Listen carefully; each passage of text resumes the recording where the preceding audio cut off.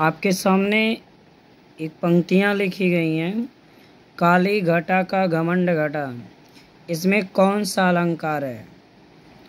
तो आप ये देखिए, यहाँ घटा शब्द 2 बार आया है, लेकिन इसके अर्थ अलग अलग होंगे। काली घटा यानी काली घटा का जो अर्थ है, काले बादल से है। काले बादल तो है ना, आसमान में घटाएं छा जाती हैं तो लोग कहते हैं पूरी घटा छाई हुई है, बारिश होने वाली है। तो काली घटा का मतलब काले बादल। घमंड घटा, घमंड घमंड घटा माने घमंड क्या हुआ? कम हुआ। घमंड कम हुआ। घटा माने समझ रहे हो ना? जैसे आप 10 रुपया लिए हैं, 2 रुपया खर्च किए, तो 2 रुपया घटा कि नहीं घटा? तो वही है, घटा माने कम हुआ। काली घटा, तो घटा शब्द का एक अर्थ क्या हो गया? बादल। और घटा शब्द का दूसरे का क्या अर्थ हुआ? कम हुआ। तो घटा 2 बार आया है, लेकिन उसके अलग अलग अर्थ हुए नहीं हुए। तो इस उदाहरण में यमक अलंकार है। कौन सा अलंकार है? यमक अलंकार।